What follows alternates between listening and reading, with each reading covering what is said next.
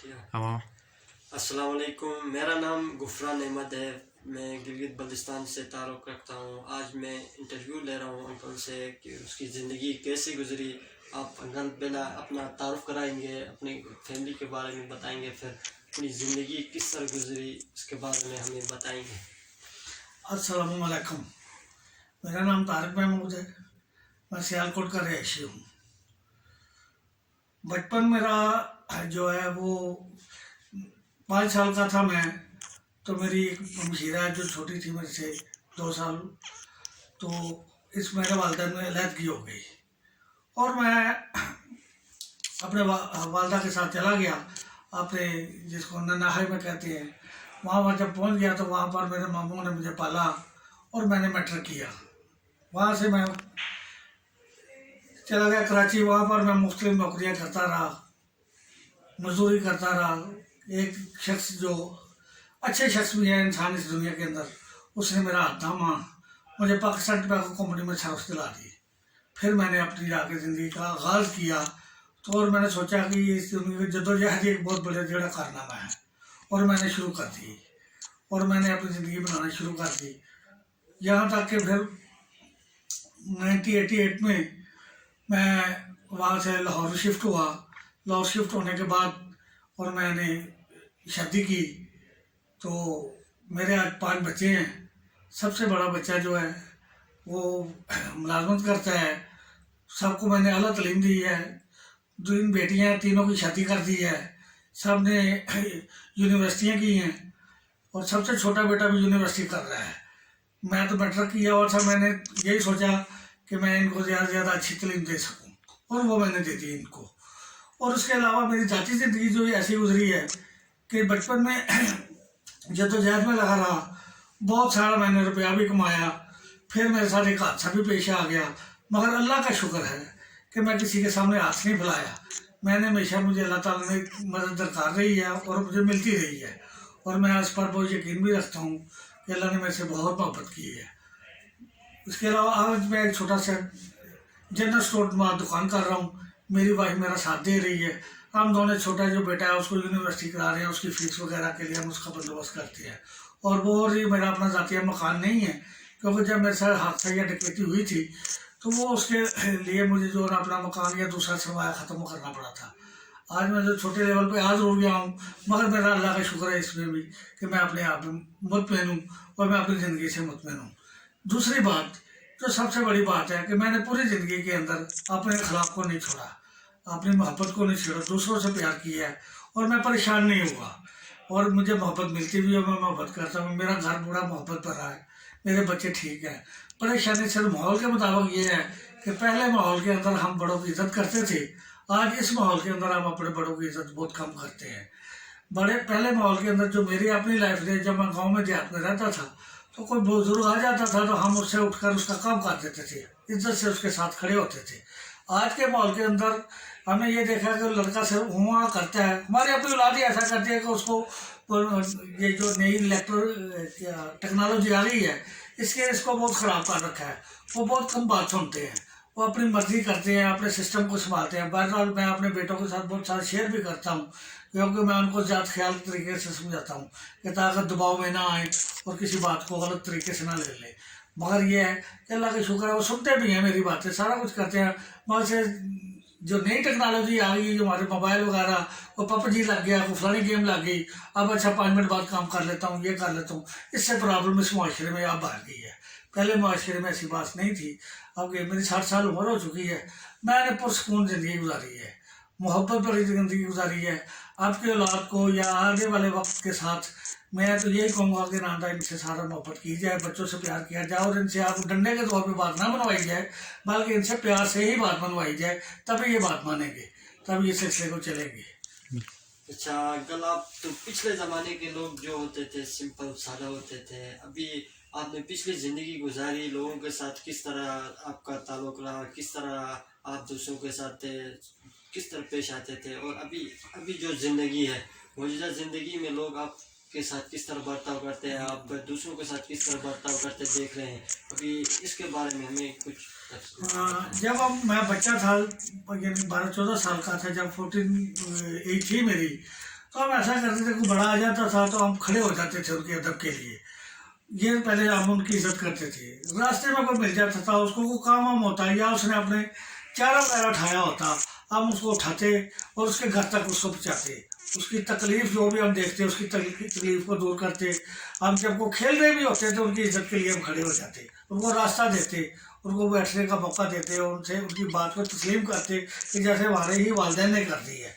ये माहौल था वो पहला। अब जो माहौल आया है ये नई दुनिया के अंदर या इस ज़माने के अंदर, बच्चे इंतहाई बदतमीज़ हैं। मतलब वो उनको बड़ों से बात करने का अदब नहीं है, इज्जत नहीं करते, वो इज्जत से पेश नहीं आते। यानी जो पढ़े लिखे लोग तबका है, जो यूनिवर्सिटी तक है, वो तो इज्जत करता है, मगर अभी स्कूल की हद तक कोई शायद साथी ने ये चीज़ ही नहीं उनके जहन में डाली कि आप बड़ों की इज्जत करो। वो आते हैं, यार ये चीज़ें देना, यार ये फला कर दो, उनको ये पता नहीं बड़ा है, आप ये ऐसा कर लें, आप ये ऐसा कर लें, वो ऐसा नहीं सोचते ना करते हैं। यानी ये स्कूल लेवल की। कॉलेज से लेके जब यूनिवर्सिटी में आ जाए तो उनमें थोड़ा सा अदब आ जाता है और वो करते भी हैं, उनके अंदर नरमी भी आ जाती है। मगर फ़र्क बहुत है पहली जनरेशन में और इस जनरेशन में, बहुत ज़्यादा फ़र्क है। अच्छा, तो फिर पिछले ज़माने में, पिछले जनरेशन में आप जो तालीम हासिल कर रहे थे उसमें कितने स्ट्रगल किए, उसके टेक्नोलॉजी की कमी थी, ट्रांसपोर्टेशन की कमी थी। इस ज़माने में देख रहे हैं कि दुनिया डेवलप करती जा रही है, इसी तरह तालीमी इदारे मतलब तेज अच्छे तालीमी इदारे हैं, तो उसके बारे में क्या राय है? किस तरह स्ट्रगल किया एजुकेशन में? मेरा स्कूल जो था ना, मेरे गांव से 8 किलोमीटर दूर था। मैं डेली सुबह नमाज पढ़ के जो घर के नमाज से नाश्ता करके तो मैं पैदल निकल जाता था। 8 किलोमीटर मैं पैदल जाता था। 8 किलोमीटर में तकरीबन 2 बजे वहाँ से निकलता था, शाम को 2 घंटे तक घर पहुँचता। 2 घंटे जाने के, 2 घंटे करने। साइकिल तक प्रोवाइड नहीं थी उस वक्त, बहुत कम लोगों के पास साइकिल होती थी। उस दौर के अंदर हमने ये अपनी तालीम के लिए बहुत स्ट्रगल की है। मगर वो जो मैट्रिक उस दौर में मैंने किया था ना, वो बहुत हाई किस्म का मैट्रिक था, बड़ी अच्छी तालीम थी। साथ हमारे बड़े खूबसूरत थे, बड़ी अच्छी तरीके से समझाते थे। खेलों का रुझान बहुत अच्छा था, ड्रिल वगैरह का बहुत ज़्यादा ज़बरदस्त हमारे साथ प्रोग्राम रहते थे, मगर वहाँ पर हम एक्टिव रहते थे। अब जो है मुझे नहीं पता कब स्कूलों में क्या होता है, मगर इतना मुझे ज़हन आता है कि आप उनको ट्रांसपोर्ट इनको सहूलियत मिल चुकी है। आप गाड़ियों पर जाते हैं, मोटरसाइकिलों पर जाते हैं, अब वो ऐसे 5 मिनट या 10 मिनट में अपने स्कूल में पहुँच जाते हैं। मगर ये कि वो जो हमारी प्रैक्टिस होती थी ना, वो अब नहीं होती। वो जो 8 किलोमीटर जाना, 8 किलोमीटर वापस आना, ये एक वाक भी था और एक हमारी तंदुरुस्ती की निशानी भी थी। क्या मिला साथ जनरेशन में और इस जनरेशन में मतलब खाने के लिहाज से क्या किस तरह का खाना मिलता था, और अभी इस ज़माने में किस तरह का खाना मिलता है, आप पहले ये भी बता दें। पहले ज़माने में जब यहाँ तक वो बिल्कुल खास खाना था, देसी घी इस्तेमाल होता था और मतलब ताज़ा फ्रेश सब्जियाँ हमारे पास आती थी। गोश्त बहुत कम खाते थे, गाँव और देहातों में गोश्त बहुत कम होता है, वहाँ पर सब्जियों का ज़्यादा सिलसिला होता है। वह बहुत खाते थे, मक्खन बहुत खाते थे, लस्सी के खाते थे, अंडे खाते थे, अचार वगैरह ऐसी चीज़ें जो हमारे पास मेदे और आदमों को दुरुस्त रखती थी और तंदुरुस्त और तवाना रखती थी। वो उस लिहाज से अगर अब देखा जाए तो वो जो खाना हम खाते थे वो बहुत मतलब बेहतरीन था ज़िंदगी के लिए। अब हर चीज़ मिक्सर में दोनों मतलब जिसको कहते हैं मिलावट शुदा है। अब आज का बच्चा जो खा रहा है बर्गर, शवारमे, डबल रोटी, वो ऐसे खाने खाता है तो उसके अंदर वो ताकत नहीं है। मेरी उम्र 60 साल हो गई है, मैं अब भी जो है ना कम से कम आज का जो 45 साल का नौजवान है ना, मैं उसके बराबर काम करता हूँ। इतना फ़र्क है इस खाने के अंदर। यदि मुझे लोग अभी भी 60 साल का नहीं कहते कि आप ये दाढ़ी वगैरह रखने में कोई 60 साल का कहता लगे, अगर मैं शेव को अलग से कर लूँ इससे तो मुझे आप देखेंगे तो मुझे ऐसे लगेगा मैं 45 साल का हूँ। इस तरीके से यंग अब काम करते हैं। मैं अब भी 14 या 12 घंटे ड्यूटी देता हूँ और पूरा काम करता हूँ, पूरी मार्केटिंग करता हूँ, पूरी तरीके से मैं काम करता हूँ और ठीक ठाक हूँ मैं। मसला ये खाने का फ़र्क है।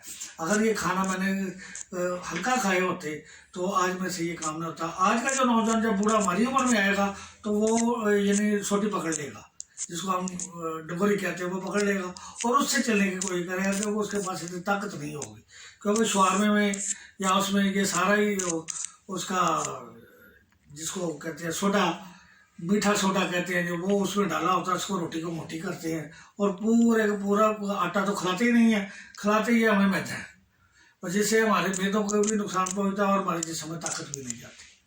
मुर्गी है, मुर्गी जो आज जिसको हम चिकन कहते हैं, इसके अंदर जान नहीं है, ये मशीनी पैदावार है, ये मतलब इस तरीके से आपको ताकत नहीं दे सकती जिस तरीके से आपको एक सब्जी ताकत दे सकती है या कच्ची सब्जी ताकत दे सकती है। हम तो वहाँ पर देहातों में गन्ना, गुड़ वगैरह, ये तो हम कच्ची सब्जियाँ वहाँ से चलते फिरते खाते रहते थे, तो यहाँ पर उससे सेहत बनती थी। आज के ज़माने में तो कोई, मुझे नहीं लगता कि ये लोग हाथ भी नहीं लगाते होंगे। कल पिछले ज़माने के जो लोग थे वो तंदुरुस्त होते थे, उनकी एज तकरीबन मैक्सिमम 100 से ऊपर भी जाती थी। आज अभी की जो जनरेशन लोग जल्दी बूढ़े हो जाते हैं, मतलब जल्दी इनकी एज तकरीबन 80 से ऊपर नहीं जाती, उसकी क्या वजह है? वजह है कि पहले जो है ना फिजिकल बहुत तंदुरुस्त रहते थे और फिजिकल काम बहुत करते थे, मतलब खेती बाड़ी करते थे, ज़मीन पे हल चलाते थे, उसके लिए पूरा पूरा दिन जो मेहनत करते हैं, जो चावल है, चावल की मेहनत बहुत करनी पड़ती है, गन्ना नहाने पे मेहनत बहुत करनी पड़ती है। जब हमारे पसीने निकलते थे, हमारे अंदर से गंदे जरा से बाहर निकल जाते थे, तो हम बहुत तंदुरुस्त रहते थे। फिर उसके बाद शाम को गाँव में या पड़ाव में या शहर में भी अगर रहते थे तो शाम को हम खेलने निकल जाते थे, वहाँ हॉकी खेल रहे हैं, फुटबॉल खेल रहे हैं, कबड्डी खेल रहे हैं, बल्कि कुश्तियाँ कराते थे हम एक दूसरे में। खासकर मेरा तो खास शुगर वॉलीबॉल रहा है, उसके बाद फुटबॉल भी रहा है, तो हम इसके लिए तकरीबन पूरी मेहनत करते थे और उससे हम अच्छे खासे, जब वहाँ से पसीने से फारग अगर नहा धो फारग होते तो हमारी सेहत उभर के बाहर आती थी। हम उस दौर की अगर बात करें तो मैंने पहले भी आपको बताया कि हम खालिश चीज़ें खाते थे और खालिश तरीके से हम उसको इस्तेमाल करने के बाद अपने जिस्म को भी खास तरीके से इस्तेमाल करते थे, पर वो हमारी हड्डियों के अंदर हमारी जो मजबूती है वो उस वक़्त के जोड़ों के अंदर हमारे अंदर बैठी हुई है, इसलिए हम वो सारे काम कर लेते हैं।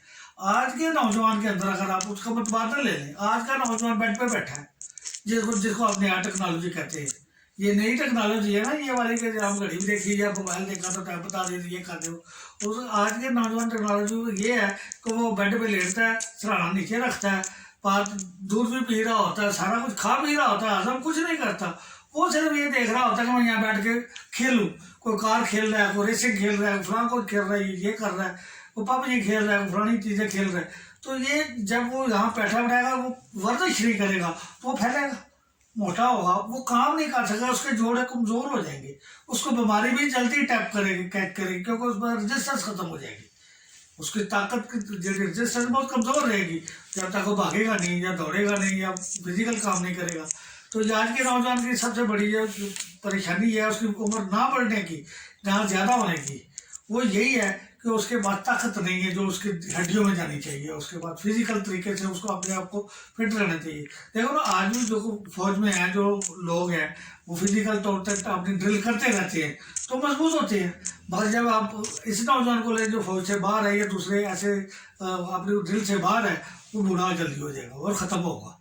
तो जो पुराने लोग थे वो फिजिकल भी ठीक थे, वो खाने में भी ठीक थे, इसलिए वो ताकतवर, उनकी उम्रें भी ज़्यादा है और इनकी उम्रें इसीलिए कम है कि ये जनाब जी हल्का सा बीमार है तो वो लगेगी, ख़त्म होगी बात, वो को ज़्यादा। टेक्नोलॉजी की वजह से पिछले ज़माने में टेक्नोलॉजी नहीं था, लोगों के आपस में वो इंटरेक्शन ज़्यादा था, मतलब लोग एक दूसरे के साथ बातें ज़्यादा करते थे। टेक्नोलॉजी की वजह से आपस में रिश्तों में भी फर्क आया, बहुत फर्क रिश्तों में फर्क आया। पहले जो हम कहीं से दूसरों के साथ मोबाइल पे लगे रहो होता है, अभी फैमिली में भी एक दूसरे से ज़्यादा बात नहीं होती है, मैं फैमिली में मोबाइल पे लगे हुए होते हैं। यही किस तरह देख रहे हैं कि पिछले ज़माने में लोगों के माशरे में किस तरह आपस में लोग किस तरह रहते थे और अभी माशरे में वो पहले बहुत प्यार मोहब्बत था। ये पहले ही मैंने अर्ज किया कि पहले बहुत मोहब्बत था, एक घर था, 7 घर है, भाई हैं, जो भी हैं, एक दूसरे के लिए निर्धार के घर में रोटी की पकी तो रोटी भी दी जाती थी, उनके बच्चे हमारे घरों में आते थे। अब की जो टेक्नोलॉजी है सिर्फ बेड तक है, वो बेड को लेता है और वहाँ बैठता है और रिश्तेदारों को भूल जाता है, अपने चाचे ताए बहनों भाइयों दूसरे रिश्तों के लिए वो बिल्कुल ना ऐसे हो जाता है जो बेगाना है उनके लिए। उसके लिए उसकी नज़रों में सिर्फ एक ये जो टेक्नोलॉजी यही इज्जत है, उसकी नज़र में रिश्तों की इज्जत कुछ नहीं है। वो उन रिश्तों को वो पास ही नहीं कराता कि जिन रिश्तों को उसको समझना चाहिए, वो उसमें लगा हुआ है और इसके अंदर ही अपनी फिल्में भी देख रहा है, इसी के अंदर ही पूरी दुनिया को देख रहा है, वो अपने रिश्तों को भूल पा रहा है। पिछले ज़माने में इस्लामी तालीम के बारे में, इस्लामी वो एजुकेशन किस तरह थी और अभी इस्लामिक एजुकेशन किस तरह देख रहे हैं, किस तरह इस्लामी साइंस की तरफ जा रहे हैं, आज न्यू टेक्नोलॉजी में किस तरह देख रहे हैं आपको? सबसे पहली बात तो ये है कि अब बेपर्दगी हो चुकी है। अब जो है ना, पर्दे का जो सिलसिला है ना, वो ख़त्म हो चुका है। मैं जिस ज़माने का रहने वाला हूँ, बचपना मैंने देखा है, तो हमें किसी और ज़ात को पता नहीं था। हमारे पास रहते तो हम बहन भाइयों की तरह थे, बाकी खेलते रहते थे। हमें किसी चीज़ के साथ इस चीज़ की लगाव नहीं था कि ये लड़की है, ये लड़का है, ये फला, ये हमें इन चीज़ों का पता नहीं चला। बस ये तो हम जब 12, 14, 18, 18, 20, 20 साल के जब हम हो गए, तो जब वो शादियाँ हों तो तब जाके हमें ये पता चला। अब जब वो देखते थे पर्दा था, उस वक्त बुरखा चलता था, नकाब होता था। अब क्या है, अब पेंट शर्ट है। अब ये बहुत फ़र्क है। अब हर चीज़ आज़ादी की तरफ जा रही है और बल्कि दावत गुनाह की तरफ कह रहे हो जा रही है। पुरानी जो ज़िंदगी थी वो इस्लामियत का लेक्चर थी, ये जो है अंग्रेज़ का एक लेक्चर है। उसका जिन्होंने उसका जो माशरी तरीके से इसको ना बर्बाद किया है। असल में हमें जो दूसरी कौमें हैं ना, वो इसी तरीके से ही बेटा बर्बाद कर रही हैं कि हमारे से बेपर्दगी ख़त्म हो, पर्दा ख़त्म किया जाए और बेपर्दगी बढ़ाई जाए। और वो आज चल रहा है। पहले ऐसा नहीं था। पहले हमें बहुत याद थी, मासी की याद थी, बहन की याद थी, रिश्तों की याद थी, सलाम हो रहा है, ऐसे लगता था जैसे ये भी की बहन भाई हैं। मगर आज हम अपने घरों में जो देखेंगे या दूसरे हिस्सों में जब देखेंगे तो घरों में भी बेपर्दगी है। चाचा मामे के साथ मिली हुई है, मामी चाचे के साथ मिली हुई है, चाचे का पुत्र चाचे की बेटी के साथ मिला हुआ है। आज इस तरीके की बेपर्दगी है कि किसी को रोकने की, और रोकते नहीं है, माँ बाप खुश होते हैं। अब माँ बाप का भी माइंड ऐसा सेट बन चुका है कि वो आज की बेपर्दगी लेते नहीं है। तो जब तक ये तालीम हमारा माँ बाप नहीं हमें सही देगा तो फिर ये माशरा तो उसी तरीके चलेगा, जो कि गलत है। तो कल पिछले ज़माने में जो अपनी रोजगारी के लिए स्ट्रगल करते थे, ड्यूटी के लिए, जॉब के लिए, और किस तरह करते थे, और अभी जो जॉब से किस तरह देखते हैं, जॉब को किस तरह एजुकेशन की वजह से जॉब्स के लिए बहुत आसानी हो गई, एजुकेशन बंद हो गया, आगे कंपटीशन भी ज़्यादा हो रही है, तो किस तरह देख रहे हैं? देखिए जी, पहले तो जो है ना, जब ये पाकिस्तान बना था 6 करोड़ की आबादी थी। फिर मैं जब 12, 14, 15 साल, 18 साल का हुआ तो 11 करोड़ की हो गई। ज़मीन खिलाफ बहुत था, नौकरी आराम से मिल जाती थी, इतनी स्ट्रगल नहीं। मगर फिर भी उस दौर के अंदर एक मेरिट था। पहले जो था भट्टो के दौर के अंदर एक मेरिट था, ज्यादा दौर में भी एक मेरिट रहा है। मेरिट से नौकरियां मिलती थी और आपको अच्छा हुई। जैसे जैसे वाम बढ़ती गई, मुश्किलात भी बढ़ती गई। अब फर्क जैसे मैंने पहले बताया, आज जिस जनरेशन की अब ये कर रहे हो, 2020 की जो जनरेशन है, वो नौकरी ढूंढने के लिए भी परेशान नहीं है, क्योंकि उसको ना उसे सब कुछ नेट से ही ढूंढ रहा है। वो खुद जाके कोशिश नहीं किसी दफ्तर में करता, खुद जाके वो लाइन पे खड़ा नहीं होता। उसको चाहे ये अब शॉर्टकट जाता है। आज का नौजवान शॉर्टकट चाहता है कि मुझे पैसा कैसे मिलेगा। पहला नौजवान जो शॉर्टकट नहीं चाहता था कि मुझे मेरे एक बेस जगह पे नौकरी मिले और उसके ऊपर मैं बुलंदी हासिल करूँ। अब आज का नौजवान बुलंदी की तरफ नहीं देखता, शॉर्टकट से पैसा कमाना चाहता है। ये फर्क है। जो वो काम घर में बैठे करना चाहता है। जो पहला नौजवान था वो बाहर निकल करता था, चाहे वो मजदूरी करता। पहले ये भी था कि आप माशी ज़िंदगी के अंदर ये भी चला है कि कोई अगर उसको मिट्टी उठानी पड़ी है तो उसने उठाई है। वो गुर्बत को उसने दूर करने के लिए जिस तरीके के अपने पढ़े लिखे को उसने साइड में रख लिया, उसने मेहनत को अपना मेहनत की तरफ से ज़्यादा इशारा दिया अपनी मेहनत करने का। इस दौर में अब जो पढ़ी लिखी है वो आप किसी चीज़ को हाथ नहीं लगाती है ऐसी, क्योंकि वो सोचती ही नहीं है कि हम ऐसा करेंगे।